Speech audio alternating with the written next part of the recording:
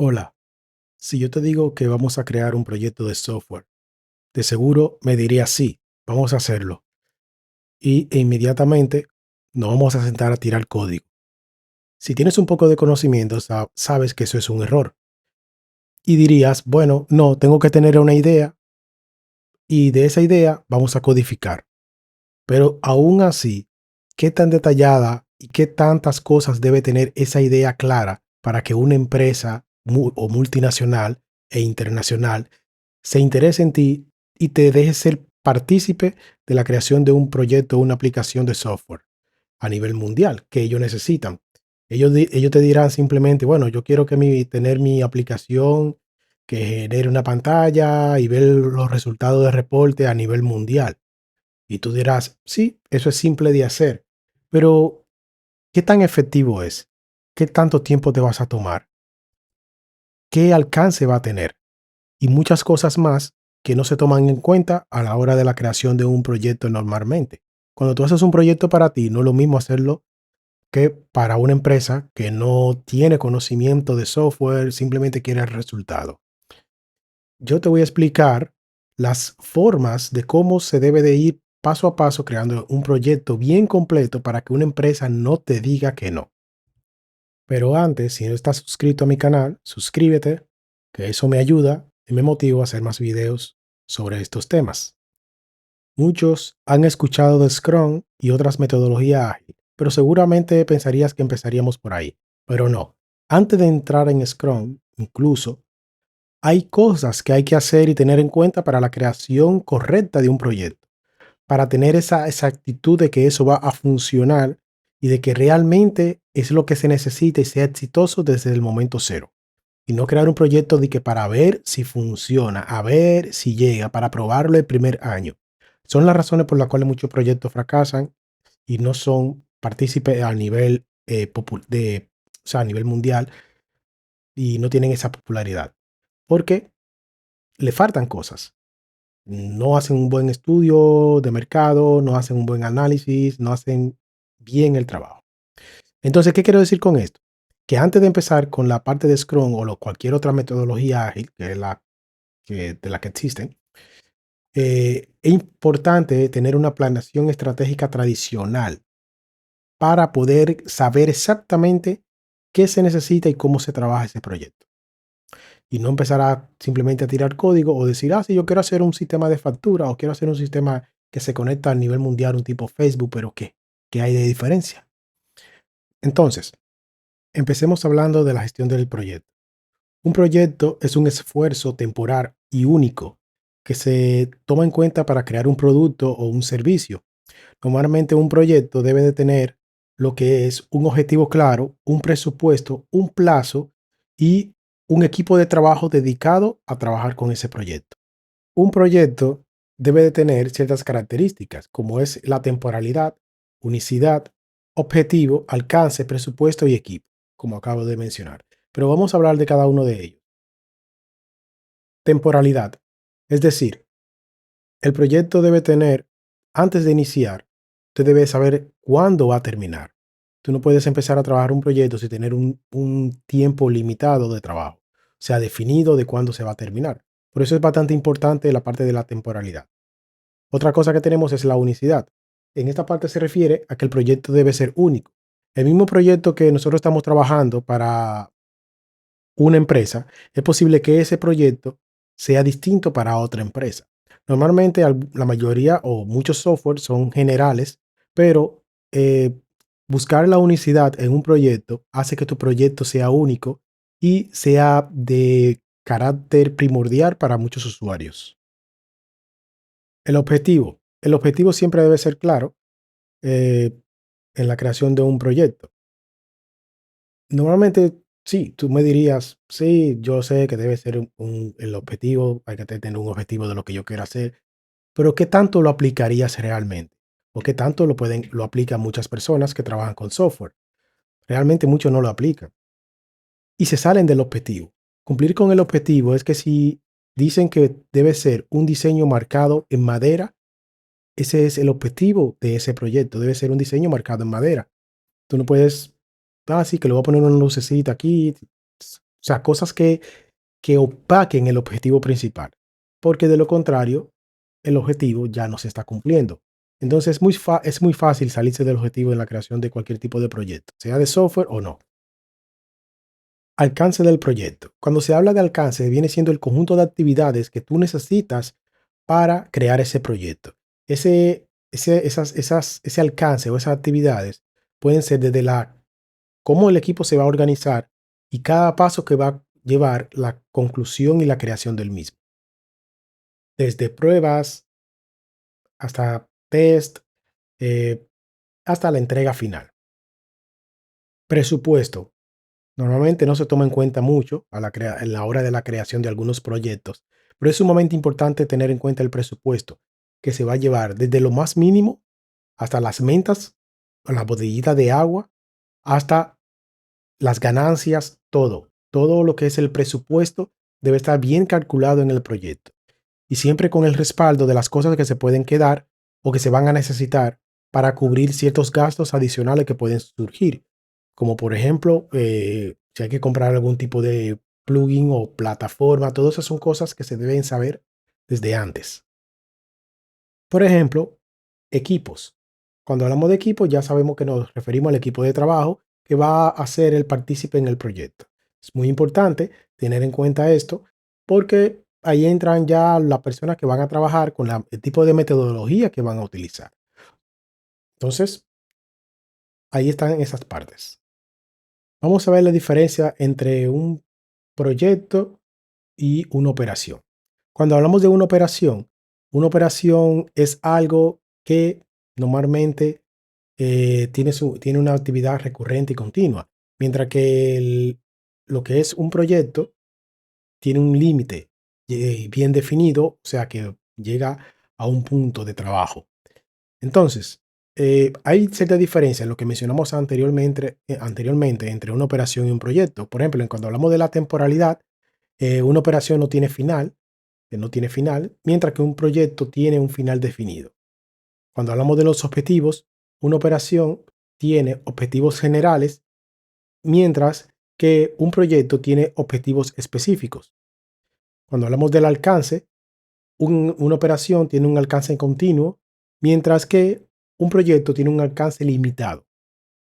El presupuesto de una operación tiene un presupuesto anual, mientras que un proyecto tiene un presupuesto limitado y definido.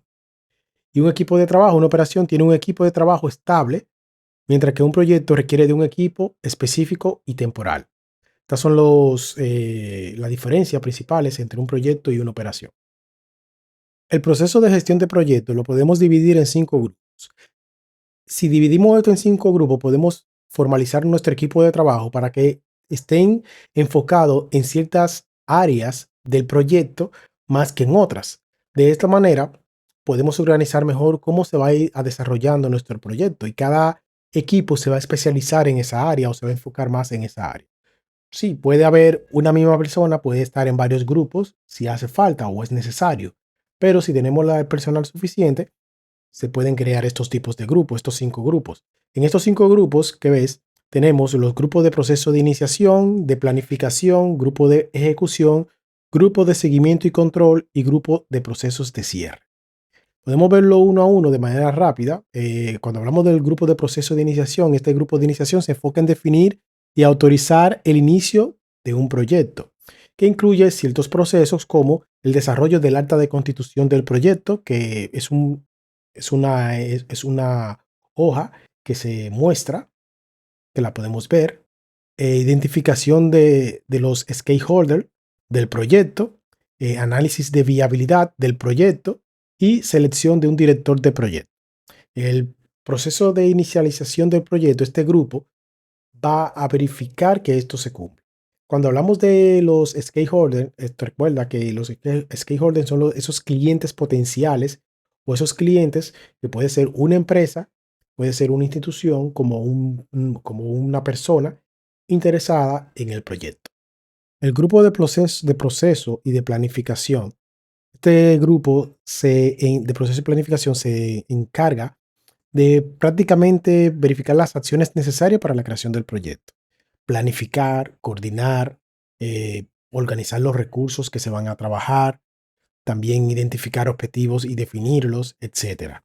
Hay muchas cosas que, por ejemplo, las metas y todo eso, cuando estamos hablando de este grupo de proceso de planificación, es donde trabajan, oye, o identifican incluso el presupuesto y todo eso.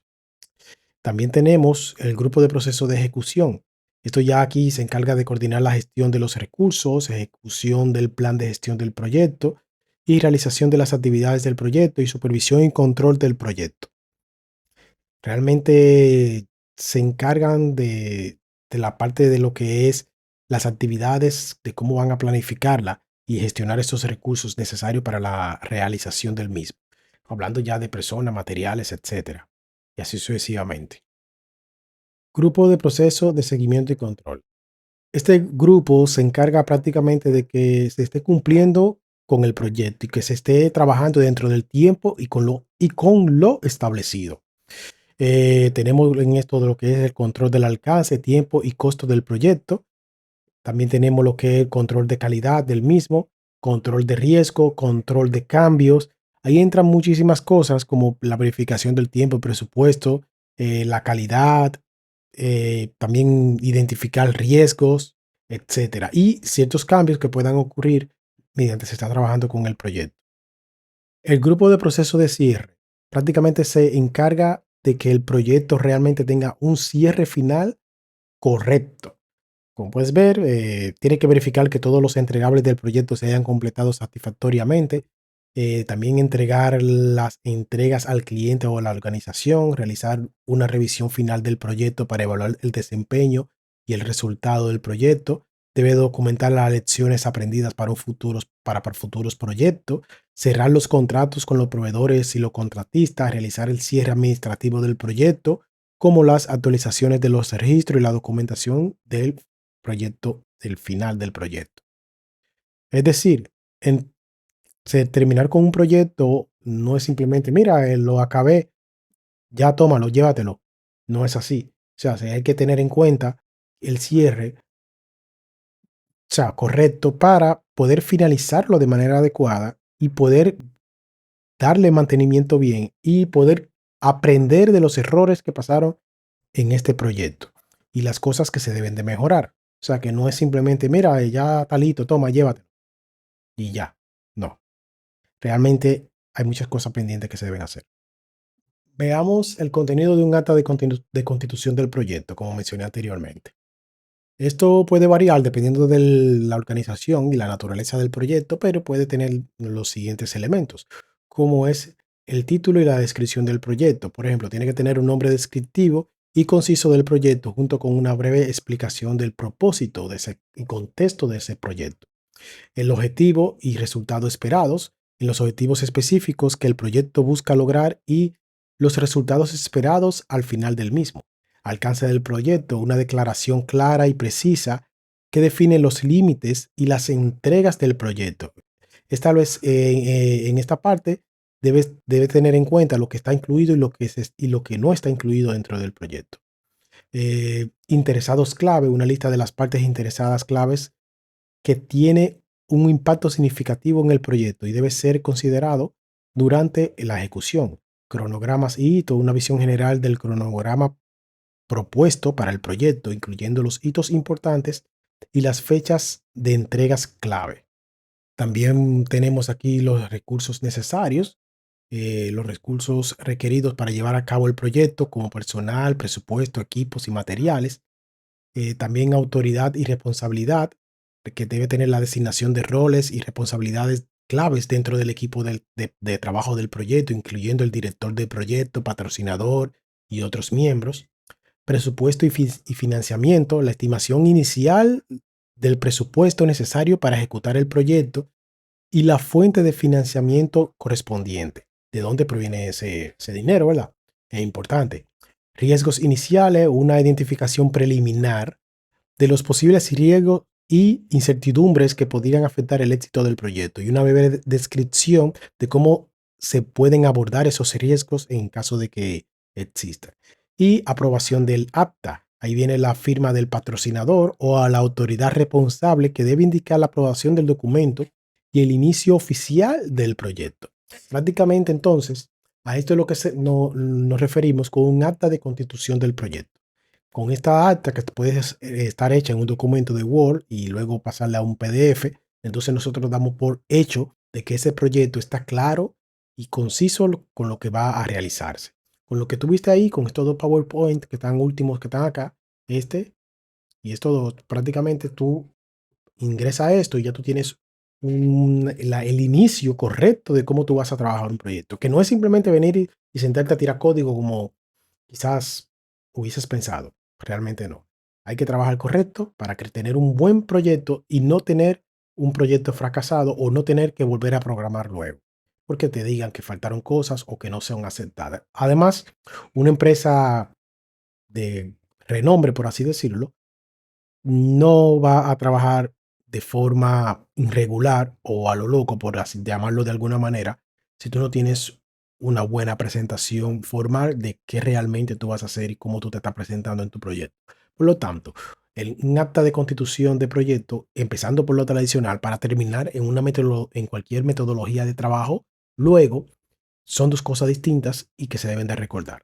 O sea, muchos empiezan directamente con Scrum, pero lo que tú no sabes es que Scrum, por ejemplo, hablando de, pues, de la metodología, y que existen varias, es una forma de cómo tú vas a realizar, es cómo lo voy a hacer. La expectativa tradicional de la estrategia de planificación es definir qué voy a hacer, no cómo, sino qué voy a hacer. Primero el qué y luego el cómo. Tú no puedes empezar a programar con el cómo, tiene que primero estar con el qué, organizar, para luego pasar al cómo. Y eso es el detalle que estamos viendo. Bueno, espero que si no estás suscrito a mi canal, te suscribas y esto te haya gustado. Y no olvides darle like y nos mantenemos en comunicación. Nos vemos en el próximo video de estos temas que vienen poco a poco. Vamos a ir agregando cada semana uno. Así que nos vemos pronto.